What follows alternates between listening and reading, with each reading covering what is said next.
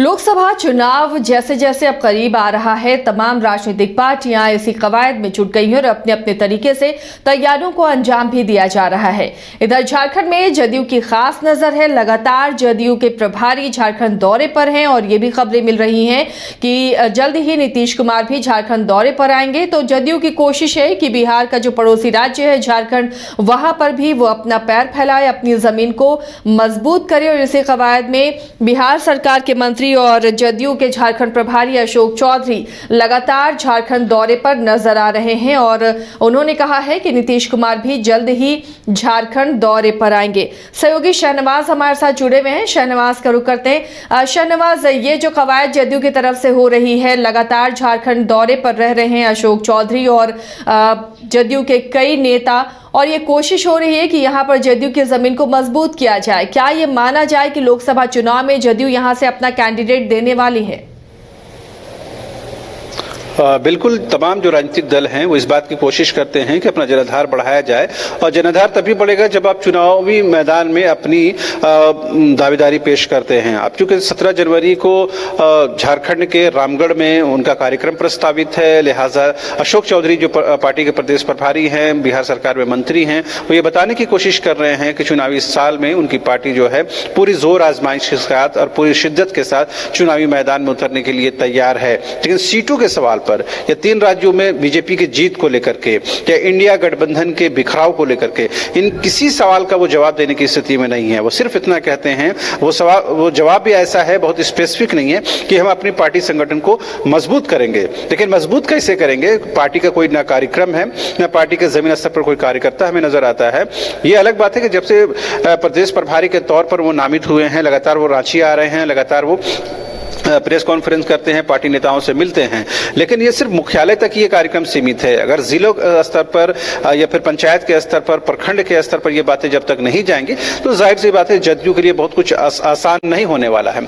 अशोक चौधरी कहते हैं कि हम कोशिश कर रहे हैं। भाई, आपके लिए कोशिश अब नाकाफी है, क्योंकि अब 4-5 महीने के अंदर ही आपको, उससे पहले आपको लोकसभा चुनाव फेस करना है। तो आपके पास अभी संगठन को खड़ा करने का समय नहीं है, बल्कि संगठन को मजबूत करने का समय था, अगर आपके पास संगठन होता तो।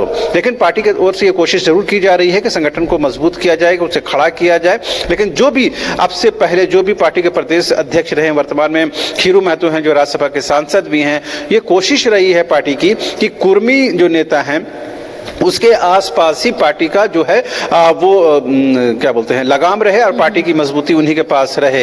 लेकिन कुर्मी समाज से बाहर पार्टी ने कभी कोशिश नहीं की है। और जाहिर सी बात है, झारखंड में जब तक आप आदिवासी समाज और मूलवासी समाज को अपने साथ नहीं साधते हैं तो जाहिर सी बात है आप बहुत ज्यादा सक्सेस नहीं कर सकते हैं। पिछले 2019 के विधानसभा चुनाव में देखिए, पार्टी ने करीब 40 सीटों पर चुनाव लड़ा और उसमें से मैक्सिमम सीटों पर पार्टी की जो जमानत है वो जब्त होती है। इवन के जो उस टाइम के तत्कालीन जो प्रदेश अध्यक्ष सालखन मुर्मू, वो भी 2-2 सीट से चुनाव हार जाते हैं। तो पार्टी की ये स्थिति है कि आज आप अपने संगठन नहीं बना पा रहे हैं और अब चुनाव लड़ने की बात अगर सोचते हैं या किसी सीट पर दावा करते हैं तो ये बहुत ही इम्प्रैक्टिकल होगा। ये दीगर बात है कि जब विधानसभा चुनाव होगा तो उसमें आप कुछ बातें रख सकते हैं, लेकिन लोकसभा चुनाव के लिए जदयू जो है वो पार्टी संगठन के लिहाज से बिल्कुल भी तैयार नहीं है। जी चलिए, तो तैयारी की कोशिश हो रही है और इंडिया अलायंस अगर सक्सेसफुल होता है, शहनवाज, अगली बैठक के बाद अगर कुछ खाका तैयार होता है तो क्या उसका फायदा उठाने की भी कोशिश है लोकसभा चुनाव में, क्योंकि गठबंधन के तहत आपको कुछ सीटें मिल सकती हैं? बिल्कुल, अलायंस जब होगा और पिछले 3 विधानसभा चुनाव में जिस तरह कांग्रेस की करारी शिकस्त का सामना करना पड़ा है, उससे कहीं ना कहीं कांग्रेस भी बैकफुट में है। लिहाजा कोशिश इस बात की होगी कि तमाम इंडिया अलायंस के लोगों को कुछ न कुछ उसको मान सम्मान मिले, उसके बुनियाद पर या उसके निस्बत से कुछ न कुछ सीटें आपको मिल सकती हैं। लेकिन पार्टी संगठन की मजबूती के लिहाज से, पार्टी की मौजूद या पार्टी की यहाँ पर एग्जिस्टेंस के सवाल पर अगर आप सीट मांगना चाहें तो ये बिल्कुल इम्प्रैक्टिकल बात होगा, ना तो लोकसभा में ना तो विधानसभा में। क्योंकि आपको एक जमाने में झारखंड जब अलग राज्य बना था उस दौरान आपका कुछ सीटों पर महत्व था, कुछ सीटों पर आपने चुनाव भी जीता था, आपके मंत्री झारखंड में हुआ करते थे, वही स्थिति राजद की भी हुआ करती थी। लेकिन 23 वर्ष के बाद पार्टी कहीं ना कहीं एक बिहार की छाप वाली पार्टी हो गई है और झारखंड में आमतौर पर इस बात का एक्सेप्टेंस नहीं है कि ये जो 2 पार्टियां हैं, चाहे जेडीयू हो या आरजेडी हो, वो झारखंड की डीएनए से मैच नहीं करती हैं, ऐसा माना जाता है। और यही वजह है कि 23 वर्षों में ये पार्टियां जो है वो अपना संगठन, अपना कार्यकर्ता और अपना वर्चस्व कहीं न कहीं खोते गए, जिसकी वजह से आज ये हालत हो गई है कि ये जदयू के आज एक न तो पार्षद है, न तो विधायक की बहुत दूर की बात है, सांसद तो अभी राज्यसभा सांसद खीरू महतो अभी बने हैं। तो जाहिर सी बात है पार्टी संगठन के लिहाज से जो जदयू है वो बेहद कमजोर है। अशोक चौधरी इस बात को खुलेआम स्वीकार भी करते हैं, वो मानते हैं कि कुछ गलतियां हमारी तरफ से हुई हैं जिसे करेक्ट करने की जरूरत है। हम इस बात की कोशिश कर रहे हैं कि आने वाले चुनाव में हम बेहतर तरीके से कुछ कर पाए, लेकिन जो गलतियां हुई हैं और उसे सुधारने का बहुत कम वक्त है जेडीयू के पास। अभी से अगर विधानसभा चुनाव की तैयारी कुछ की जा सकती है तो वो की जा सकती है, लोकसभा के लिए बिल्कुल इनके पास समय नहीं है। और जिस तरह से पार्टी का पूरा जो कार्यक्रम है वो मुख्यालय तक ही सीमित है, उससे साफ है कि कहीं न कहीं पार्टी जो है वो प्रखंड में या पंचायतों में नहीं जा पाई है, जिसकी वजह से ये नुकसान हुआ है। ये दीगर बातें खीरू महतो के अध्यक्ष बनने के बाद या सांसद बनने के बाद थोड़ा पार्टी में उत्साह जरूर आया है। कुछ एक पार्टी के समर्पित कार्यकर्ता हैं जो काम करते हैं दिन रात, लेकिन ओवरऑल जो पार्टी के कार्यकर्ता होने चाहिए जमीनी स्तर पर वो नहीं है। पार्टी किसी बात को लेकर मुखर भी नहीं है, ना तो जन भावनाओं को लेकर के, ना जन समस्याओं को लेकर के, न तो सत्ता पक्ष शहनवाज, झारखंड के विषय को लेकर के है। यहाँ कुर्मी आंदोलन भी एक अलग तरीके से अपना रूप दिखा रहा है। इसके अलावा 1932 खतियान का मामला है या स्थानीय नीति का मामला है। इन सब मामलों पर जदयू नेताओं की क्या राय है झारखंड को लेकर? आपने अशोक चौधरी से बात करने की कोशिश की इन मुद्दों पर?